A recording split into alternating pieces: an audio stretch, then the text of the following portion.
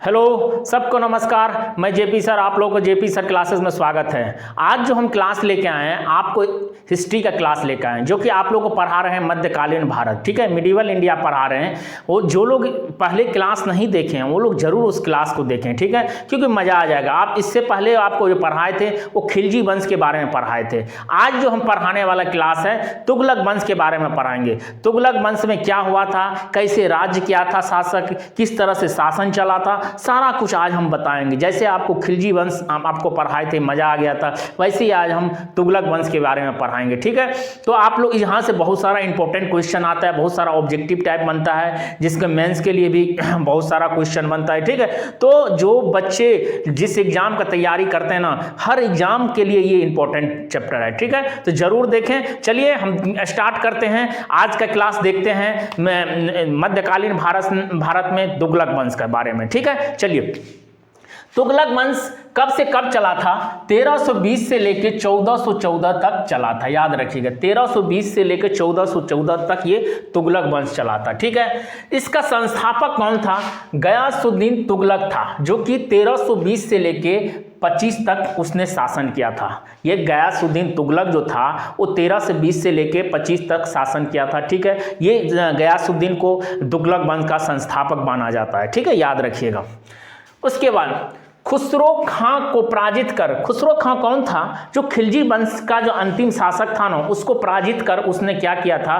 तुगलक वंश का स्थापना कर लिया था। कौन? गयासुद्दीन तुगलक, याद रखिएगा। गयासुद्दीन तुगलक ने उसने गाजी मलिक की भी उपाधि था, मतलब गाजी मलिक से भी नाम से भी वो जाने जाते थे। कौन? गयासुद्दीन तुगलक। पूछता है कभी कभार गाजी मलिक से कौन जाना जाता है, तो कौन जाना जाता है? गयासुद्दीन तुगलक, याद रखिएगा। नाम से 1320 ईस्वी में उसने दिल्ली पे बैठा था। दिल्ली के सिंहासन पर कब बैठा था? उसने दिल्ली का शासन कब किया था? तो कब किया था? 1320 ईस्वी में दिल्ली के गद्दी पे उसने बैठ गया था। किसको हराकर? खुसरो खां। वो कौन थे? खिलजी वंश का अंतिम शासक था, ठीक है, याद रखिएगा। उसके बाद में अलाउद्दीन के समय में लिए गए अमीरों से भूमि जो था उसने लौटा दिया। मतलब अलाउद्दीन क्या किया था ना, आपको बताए थे खिलजी वंश में जितना भी भूमि था, बड़ा बड़ा धनी आदमियों से उसने भूमि ले लिया था। उसने जितना भी दान में दिया हुआ संपत्ति था, ब्राह्मण लोगों को सारा कुछ ले लिया था, ठीक है। कौन? अलाउद्दीन खिलजी। लेकिन ये जो था ना गयासुद्दीन तुगलक जो थे, वो एक तरह से आप जलालुद्दीन के तरह थे, मतलब एक तरह से उदारवादी आदमी थे। ये भी एक तरह के उदारवादी आदमी थे, ठीक है। जो कि वो क्या किए, जितना भी मतलब धन संपत्ति जो मतलब ले लिया गया था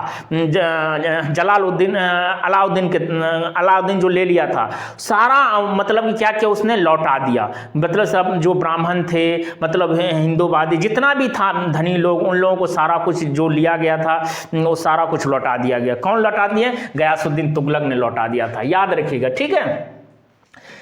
अलाउद्दीन के समय में लिए गए अमीरों से भूमि को लौटा दिया, पर सैन्य व्यवस्था को लागू रखा। जैसे वो सैन्य व्यवस्था मतलब अलाउद्दीन खिलजी जैसे लागू रखा था ना, वैसे ही उसने भी सैन्य व्यवस्था लागू रखा था। कौन लागू रखा? मतलब गयासुद्दीन तुगलक ने, याद रखिएगा। सिंचाई के लिए नहरों एवं कुएं का निर्माण सबसे पहले उसने करवाया था, याद रखिएगा। बहुत बार क्वेश्चन आता है नहरों का सबसे पहला निर्माण कौन किया था? तो गयासुद्दीन तुगलक ने किया था, याद रखिएगा। सबसे प्रथम शासक जो था उसने नहरों का निर्माण करवाया था, याद रखिएगा। उसके नहरों का निर्माण कराने वाला प्रथम शासक कौन था? गयासुद्दीन तुगलक, याद रखिएगा। उसके बाद में तुगलकाबाद नामक एक नगर स्थापना, जो दिल्ली के समीप मतलब दिल्ली के नज़दीक में एक तुगलकाबाद जगह है, उसको उसने स्थापना किया था। कौन? गयासुद्दीन तुगलक, याद रखिएगा, ठीक है। 1325 ईस्वी में बंगाल के अभियान से लौटते समय चूना खां द्वारा निर्मित लकड़ी के महल में उसने दब के मर गया था। क्या हुआ? मतलब गयासुद्दीन ना, मतलब कि उसने बंगाल जीतने के अभियान से बंगाल बिहार अभियान जीतने के लिए उसने गया था, ठीक है। जब उसने जीत के आ रहा था और जब लौट रहा था ना, तब उसके खुशी में ना चूना खां जो था उसका जो पुत्र था उसने एक ये रखा, मतलब कि पार्टी फंक्शन जो बोल सकते हैं आप आज के टाइम में, वो रखा और उसने क्या किया, उस महल, एक महल बनवाया जो कि लकड़ी का महल था। उसमें क्या हुआ, उसने बैठा आके, उस भव्य समारोह का आयोजन हुआ था, उस समारोह में बैठा। जब भी बैठा गयासुद्दीन तुगलक और उसका छोटा जो भाई था, उसका जो मतलब छोटा पुत्र था गयासुद्दीन का, वो भी बैठा था। उसका भी क्या हुआ, वो महल का लकड़ी टूट के गिर गया और उसका मौत हो गया। उनका मौत हो गया, उसका छोटा भाई का भी, मतलब कि गयासुद्दीन तुगलक का बेटा का भी, छोटा बेटा मर गया था इसी में, ठीक है, याद रखिए, इसी महल में दबने से, ठीक है। तो उसके बाद में उसका जो पुत्र बना, उसका पुत्र मोहम्मद बिन तुगलक फिर शासन गद्दी पर बना। उसका उत्तराधिकारी कौन बना, मतलब मोहम्मद बिन तुगलक बना। याद रखिए 1325 से लेकर 1351 तक उसने शासन किया था, याद रखिएगा, ठीक है। इसके किस किस नाम से जाना जाता था, चूना खां के नाम से भी जाना जाता, उल्गू खां मोहम्मद बिन तुगलक के नाम से भी जाना जाता था। किसको, मोहम्मद बिन तुगलक के। 1325 ईस्वी में उसने दिल्ली के सिंहासन पर बैठा और उसके बाद इतिहासकार वह एक बुद्धिमान और मूर्ख शासक के रूप में भी जाना जाता था। आपको बताते हैं इनके बारे में, ठीक है। मोहम्मद बिन तुगलक के बारे में बताते हैं। ये क्या थे, एक तरह का बहुत सारा पढ़े लिखे इंसान थे। एक बात, एक कहावत में है ना हम लोगों को, जो पढ़ लिख के भी कोई इंसान मूर्ख बन जाता, यही इनके साथ हुआ था, ठीक है, मोहम्मद बिन तुगलक के साथ में। वो क्या हुआ था, मतलब कि जो भी काम सोच रहे थे ना, उसमें असफलता प्राप्त हो रहा था उनको। आगे हम लोग देखेंगे, जितना भी काम वो कर रहे थे उसमें असफल हो रहे थे। इसके लिए इसको मूर्ख शासक भी माना जाता। क्यों, ये तो बुद्धिमानी, कोई चीज सोचना इनके लिए क्या था ना, जो ये सोच रहे थे 2 साल 3 साल पहले जो होगा घटना, वो अभी हम करके दिखा दें, मतलब इतना इनका सोचन से, मतलब इतना बुद्धिजीव आदमी थे, ठीक है। तो ये जो मोहम्मद बिन तुगलक जो थे ना, बहुत मतलब पढ़े लिखे इंसान थे, ठीक है। तो ये इसमें पहला ऐसा शासक था जो बहुत शिक्षित आदमी थे। कौन, मोहम्मद बिन तुगलक, याद रखिएगा। कब सिंहासन पर बैठे थे, 1325 में दिल्ली पर शासन हो। उसने प्रमुख योजना लाया, प्रमुख योजना, इसने 4 योजनाएं लाए, जिसमें बोला गया इस योजना के तहत काम होगा, मतलब जो 2 साल 4 साल बाद में होगा वो अभी हो जाएगा। उसने पहला योजना क्या लाया, द्वाब क्षेत्र में कर वृद्धि कर दिया। मतलब कि कर वृद्धि करने का कारण क्या था, मतलब उनको ज़्यादा से ज़्यादा कर मिलेगा और मतलब कि टैक्स मिलेगा, जिससे उस मतलब अपना मतलब कि संपत्ति को और ज़्यादा बढ़ाएंगे, ठीक है, अपना शासन और बढ़ेगा उसका, ठीक है। किसका, इनका कहना था मोहम्मद बिन तुगलक का। द्वाब क्षेत्र उसको बोलता है जो 2 नदी के किनारे होता है, जब मतलब 2 नदी किनारे में जो क्षेत्र बसा रहता है ना, उसको द्वाब क्षेत्र बोला जाता है। जिसमें अच्छा 2 नदी किनारे में जो क्षेत्र बसा रहेगा ना, वो बहुत ज्यादा उपजाऊ होगा, फर्टिलाइजर होगा। तो इसी कारण उसने क्या किया, इस कर को 1/2 लगा दिया, ठीक है, याद रखिएगा 1/2 कर लगा दिया। लेकिन उसी टाइम क्या हो गया था, किसान मतलब उस क्षेत्र में, द्वाब क्षेत्र में ना, उसी टाइम अकाल पड़ गया था, मतलब कोई मतलब कि बंजर पड़ गया था, मतलब उस टाइम सूखा पड़ गया था, आप बोल सकते हैं, ठीक है। तो उस टाइम उपजाऊ नहीं हुआ तो इनको टैक्स नहीं मिला। इनसे जबरदस्ती किसान लोगों से टैक्स लेना चाह रहा था, उसी टाइम किसान भी उसका विरोध कर दिया था, ठीक है।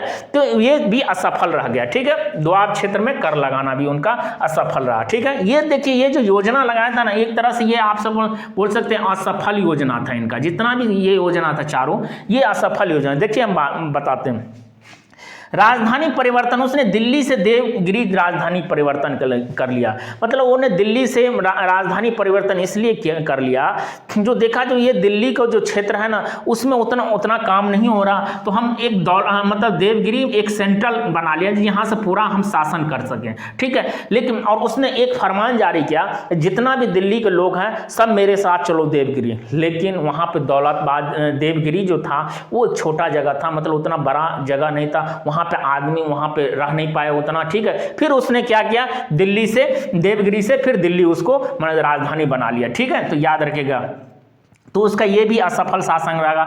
देवगिरी को किस नाम से जाना जाता था, दौलताबाद के नाम से भी जाना गया, ठीक है, याद रखिएगा, बहुत बार क्वेश्चन आएगा। देवगिरी को किस नाम से जाना जाता था, दौलताबाद के नाम से भी जाना जाता था, ठीक है।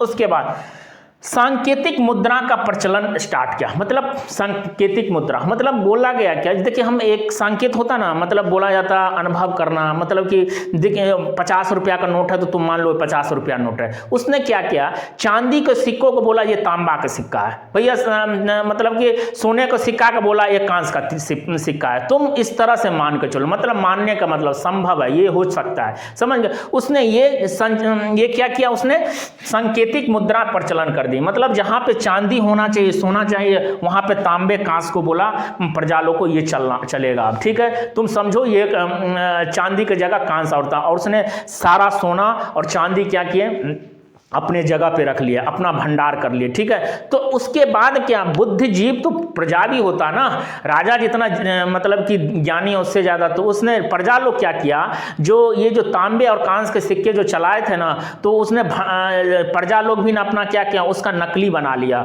और वही मतलब उसी के तरह उसने बहुत सारा हो सकता है ना, जैसे ब्लैक मनी की तरह उसने भंडार करके रख लिया। अब क्या हुआ, मतलब बाजार में अब सबके पास पैसा ही पैसा हो जाएगा तो क्या होगा, बाजार की स्थिति खराब हो गया, इससे दिमाग खराब हो गया। किसका दिमाग खराब हो गया, ये जो इंसान है, किनका नाम, मोहम्मद बिन तुगलक, इसका दिमाग खराब हो गया, भैया ये तो पैसा ही पैसा। फिर उसने मतलब शासन, मतलब पैसा को क्या कर दिया, सारे सिक्के को जितना भी नकली पैसा तो उसको बोला मेरे पास लाओ, और सारा उसने अपने जमा कर भंडार इतना कर लिया था, प्रजा लोग जो बोल नहीं सकते हैं, ठीक है। दूसरा पूरा अपना भंडार को नियंत्रण किया, उसमें रखा, फिर उसने सोने और सिक्के को चांदी सिक्का जारी किया था, ठीक है। तो ये भी इनका क्या, सांकेतिक मुद्रा भी क्या रहा, असफल रहा, ठीक है। खुरशासन अभियान भी चला, ये अभियान चला खुरशासन अभियान, मध्य एशिया में एक शासन चल रहा था, खुरशासन अभियान उसने चलाया। बोला जो मध्य एशिया में बहुत सारा विद्रोह चल रहा था, तो ये सोचें जो मतलब कि मध्य एशिया का लोग मेरे ऊपर में अटैक करता, मेरा शासन के ऊपर में अटैक करता, तो इस बार हम खुद करेंगे। कौन बोला, मोहम्मद बिन तुगलक। उसने क्या किया, सेनाओं को बोला जो तुम तैयार रहो, और उसने क्या किया, सेना को होता ना, पहले उसने पगार दे दिया, पहले उसने पैसा दे दिया, जो मतलब कि लड़ने से पहले उसने सारा कुछ पैसा दे दिया, मंथली उनको जमा कर दिया। लेकिन क्या हुआ, बाद में मध्य एशिया में क्या हुआ, शांति हो गया, इससे भी वो क्या हो गया, और सेना लोग नहीं जा गया वहां पे, वो भी मतलब समाप्त हो गया, मतलब सेना लोग वहां पे नहीं जा, तो खुरशासन अभियान भी क्या हो गया, समाप्त हो गया, ठीक है। ये भी असफल रहा।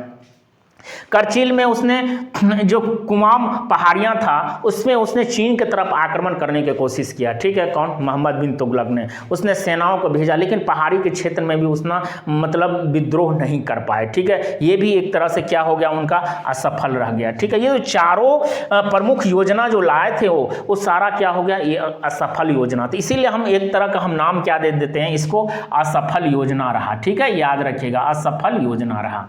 उसके बाद में मोहम्मद बिन तुगलक क्या किया, कृषि के विकास के लिए दीवाने एक को ही नाम ये फरमान जारी किया, ठीक है। दीवाने एक को ही नाम के फरमान जारी किया। मतलब क्या हुआ, बोला गया कि देखो किसान भाइयों लोग, हम आपको सब कुछ देंगे, मतलब कि जमीन देंगे जिस पे कृषि करो, ठीक है। तुम अपना बैल को रखो, ठीक है, बैल अपना लेके रखो, हम उसको उस हिसाब से तुमको पैसा देंगे। लेकिन वहाँ का जो अधिकारी लोग था ना, इनमें जो जितना भी अधिकारी लोग थे वो थोड़ा मूर्ख टाइप का थे। वो क्या मतलब ऐसा जमीन चुने ना उपजाऊ के लिए जो वहाँ पे उपज ही नहीं सकता था कृषि का। जहाँ पे मान लो धान उपजना चाहिए वहाँ धान नहीं होता, वहाँ पे तो पानी की जरूरत है ना, तो बंजर जगह उसने चुन लिया। तो इससे क्या होगा, कृषि व्यवस्था में भी क्या हुआ, उसने अच्छा काम नहीं हुआ, समझ, विकास नहीं हो पाया। ये भी आपका एक तरह से असफल रहा, ठीक है। दीवाने एक कोहिमा जो था ये भी क्या रहा, ये भी क्या हुआ, असफल रहा, याद रखिएगा।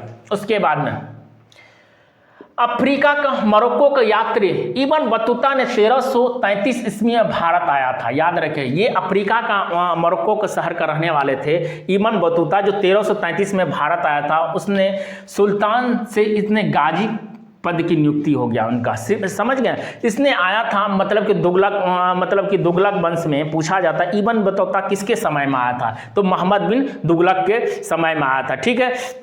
तो उसने क्या किया था, उनको सुल्तान बना दिया गया। सुल्तान ने उसको गाजी के उपाधि दे दी। किसको उपाधि दे दिया था, इब्न बतूता को, याद रखिएगा। इसने 1342 ईस्वी में अपने राजदूत के रूप में चीन भेज दिया गया। इनको क्या बोला, 1342 ईस्वी में उसने उसको चीन भेज दिया गया। कौन, किसको, इब्न बतूता को, याद रखिएगा, ठीक है।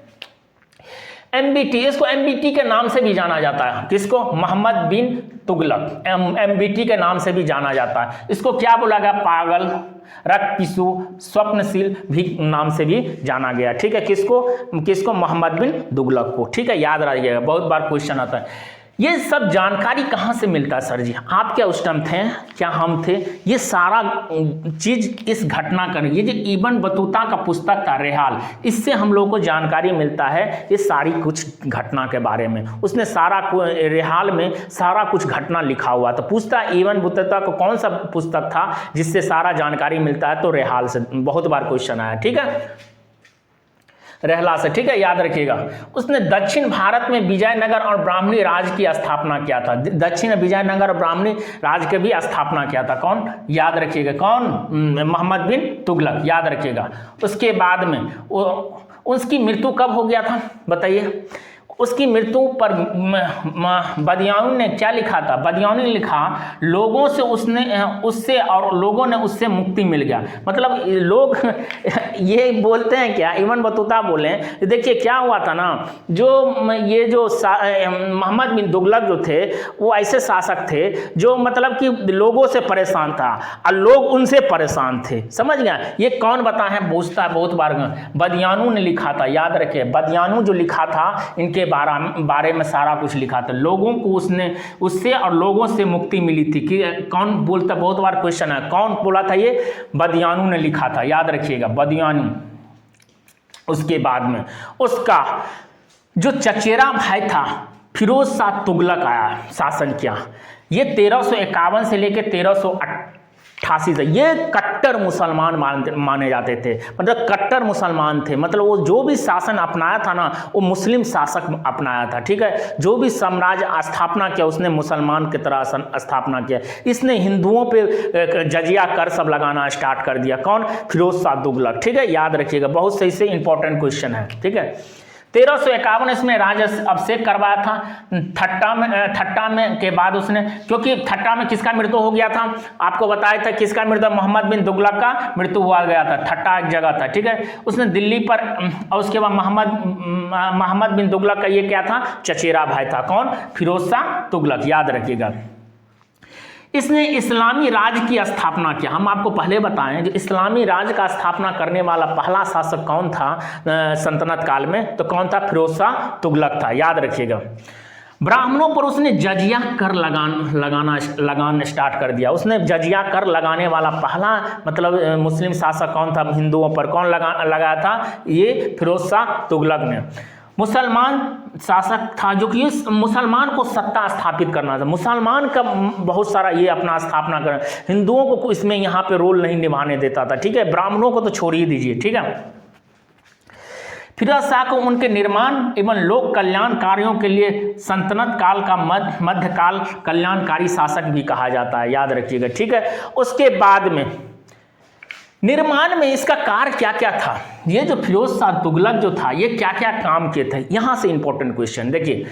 उसने 24 करों को खत्म कर दिया था। जितना 24 ठो कर टैक्स जो लगाया था उसको खत्म करके उसने 4 कर से लगाया। वो 4 कर कौन कौन सा था? देखिए, खराज, जिसको लगान के रूप में, जिसको कृषि मतलब जो कृषि कर रहा है उसको लगान देना पड़ेगा, टैक्स देना पड़ेगा। ठीक है, खुम्मस कर, युद्ध में लूटा गया माल, मतलब जो भी युद्ध में आप लूट के ले आ रहे हैं वो आपको उसमें कर आपको देना ही पड़ेगा। ठीक है, उसने लगाया। जजिया, जो मतलब गैर मुसलमान मतलब हिंदुओं के लिए उसने क्या जारी कर दिया? जजिया कर लगाया था। ठीक है, और जकाता मतलब मुस्लिमों के लिए जकात कर का भी उसने लागू कर दिया था। ठीक है, उसके बाद उसने सिंचाई पे भी कर लगाया, जो कि नहर खुदवाया और बोला जो देखिए जो भी किसान मतलब कि आपको पानी लेना है तो उसने नहर से आप यदि पानी लेंगे ना वहाँ से, तो वहाँ पे आपको 1/10 भाग कर देना पड़ेगा। ठीक है, पहले तो आपको कर देना ही पड़ेगा, लेकिन खराज लगान देना ही पड़ेगा, लेकिन इसके बदले में सिंचाई यदि यहाँ से आप कर रहे हैं ना तो वहाँ से भी कर देना लगेगा। ठीक है, आप इससे समझ सकते हैं फिरोज शाह तुगलक का कितना ये प्रतिबंध था, मतलब कि ऐसा कर मतलब पैसा वसूलने में। ठीक है, उसने 5 बड़े नहरों का मतलब छोटे छोटे 100 नहर भी उसने निर्माण किया था, लेकिन सबसे 5 उन लोगों के लिए पैसा देना, मतलब कि कोई चीज़ उनको अभाव है वो सारा कुछ वो देंगे, ठीक है। कौन? फिरोज शाह तुगलक, ठीक है। दीवाने बंदगाह का मतलब, ठीक है। दीवाने खैरात मतलब आर्थिक स्थिति जिसका खराब है वहां से पैसा ले सकते हैं, ठीक है। उनकी आत्मकथा क्या क्या था? फिरोज शाह तुगलक का आत्मकथा था, क्या था? फतवा ए फिरोज शाही उसने लिखा था, याद रखिएगा, क्योंकि ये शिक्षित आदमी थी, उसने खुद ही लिखा था। फतवा ए फिरोज शाही लिखा था, बहुत बार क्वेश्चन है फतवा फिरोज शाही किसका लिखा है, तो फिरोज शाह तुगलक द्वारा लिखा हुआ है, ठीक है।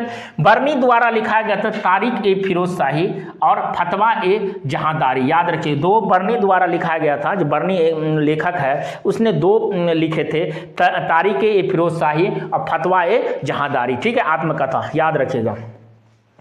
इसके बाद इनका मृत्यु हो गया था 1388 ईस्वी में, इनका मृत्यु हो गया, किसका? फिरोज शाह तुगलक का। उसके बाद में मतलब कि तुगलक वंश में ना ऐसा कोई शासक नहीं बता था, मतलब अच्छा शासक वैसा नहीं था जो मतलब काम किया। इनके समय से भी धीरे धीरे बिखरना स्टार्ट हो गया था तुगलक वंश, ठीक है। फिर लास्ट में जो एक जो शासक आया था नासिर उद्दीन मोहम्मद तुगलक, ठीक है। नासिर उद्दीन मोहम्मद तुगलक जो था ये अंतिम शासक था, याद रखिए। अंतिम शासक कौन था? नासिर उद्दीन मोहम्मद तुगलक, ठीक है। तुगलक वंश का अंतिम शासक कौन था? नासिर उद्दीन मोहम्मद तुगलक। ये ज्यादा साम्राज्य को स्थापित नहीं कर पाया,